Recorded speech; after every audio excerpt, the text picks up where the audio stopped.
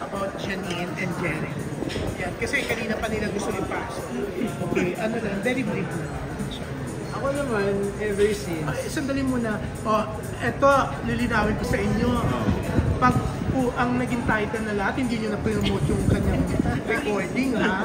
Eto, pagbibigyan ko na to ng Janine Jericho, pero you have to promote. Kasi hahanapan ako nila Freddy ng about huling sayaw.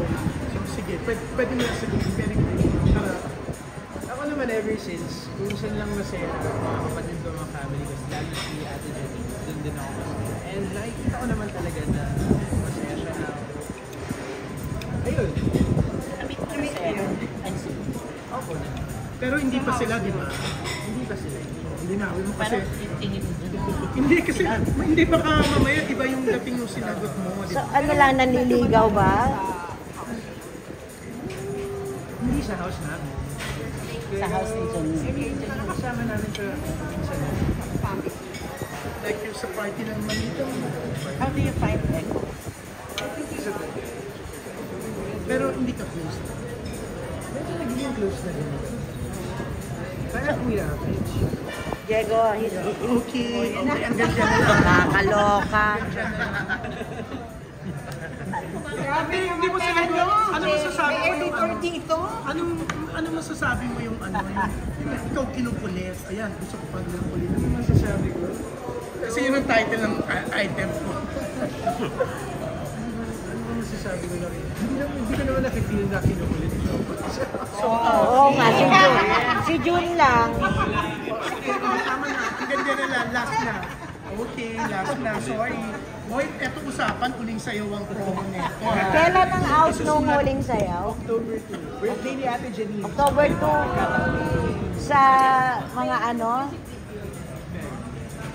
October 2, 12 midnight yung song. Tapos October 2 ng gabi yung visualize. Sino kasama mo sa music? Ako lang. Ay, ikaw. Since launch niya sa birthday ni Janine, meron ka bang birthday wish for Janine? Birthday wish, early birthday wish.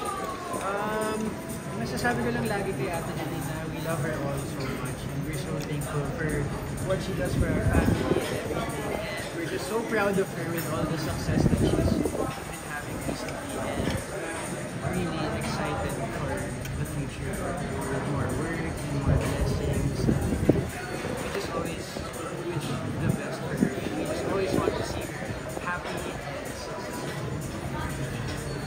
Diego, ano pa yung mga future plans mo? Future plans? Ayun, more songs. Doon na keep writing music. I like putting out music. And nagsastart na rin ako mag-gig. Oh. Mention yung mga, di ba may mga events? I have upcoming gigs din sa October 4, yung release party ko sa Mansion, Makati. And then meron ako sa October 8 na gig in sa Kiho. Meron din ako sa October 17 in Takeover in Katipunan. So, ayun. Medyo happy ako na dumadami na yung gigs ko kasi yun talaga yung gusto Yun ko. talaga gusto mo. Did you study music pala? I didn't study music, but I had voice lessons. And I want to take more voice lessons. Anong tinapos mo? Sorry, Anong mga tapos mo sa college? marketing. Integrated marketing. In University of Asia. Meron. Hanggang ngayon. Parang mahihain ka, no? Medyo. Pero, okay naman.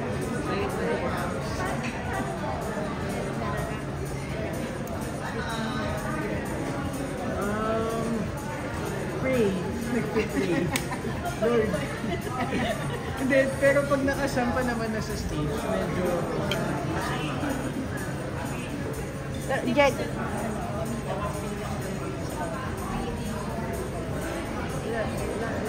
lagi lang sinasabi ng family ko, Mita sila, din sila, mama, kapal ng mukha lang mo. Kailangan mo ang kapal mukha. So ngayon ba makapal na? Hindi. Fake it till you make it ba?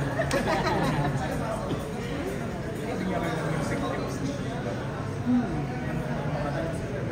na yan? Parang mga minsan napapakwento din siya na kahit siya na it's normal. Just own it. And parang binigay sa akin na advice. Kasi minsan naisip ko na parang ready na ba ako sa mga ganitong performances, ganyan. And then sasabihin nila na you're there for a reason. They chose you to perform there because they know that you can do it. That helps me.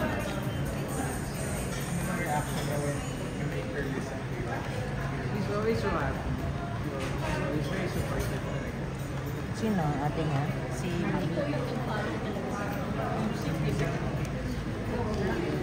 Sweetheart, anong choices? Anong choices?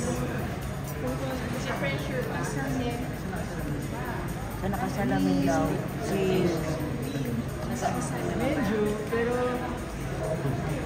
nakakagaan din ang loob kasi nga pinagdaanan nila yung pagdadaan. So parang kahit may pressure na kasi nga very successful yung family members ko. Siyempre gusto ko rin marating yung mga may expectations din siyempre from other people and sa sarili ko rin expectations. Just really trying to work hard and reach those. Diego, anong advice ng ate Janine mo sa'yo? Advice ng ate Oo, sa career. Ayun nga, ganun din. Just own it. Kapal ng mukha. Real chicken. Huwag mahiya. Kasi alam nilang mahiyain ako. So, yun lagi nila Kasi dati, di ba, si Janine din, mahihain, hindi naman niya gusto mag-showbiz at first, di ba? Order, hindi muna itinigil habang nag-i-interview nga. Anyways, kasi si Janine, kaya siya pumasok sa showbiz kasi si Yaya nagkasakit. She wanted to help, di ba, na makatulong sa pagpapagamot. Nung una, ganun din siya no? She's a star. O siya ang huling press ko bago Oo, nag-declare. natatandaan ko. Tsaka si Papa na.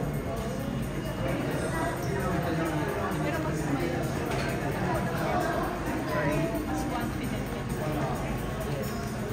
That's good, thank you. Ilang taon ka ba?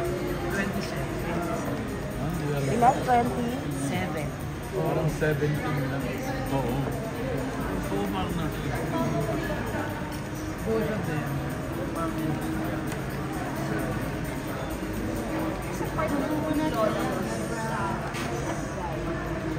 Sorry.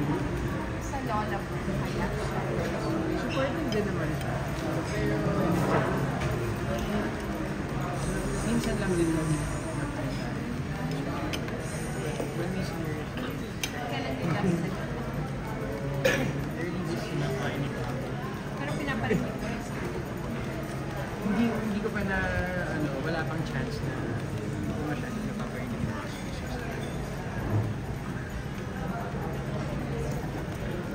Yes. Praise of the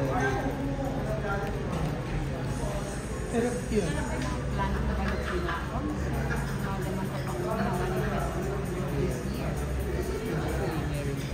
Dream ko talaga kasi na arenas. Ayun, hopefully. And then you're coming.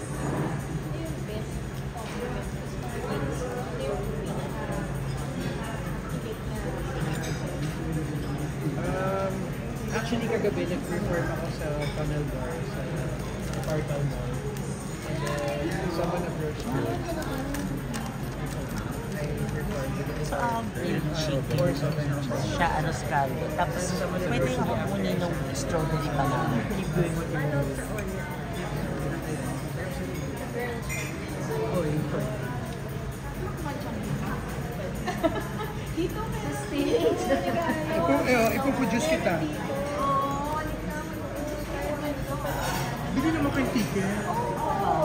3K each ang ticket. Bili nyo na ha. Hindi ko na online na. Hindi ko na. Dito merong stage. Oh, sinuwal ka ba? May gusto pa kayo tanong kasi para ipapa-interview ko na siya sa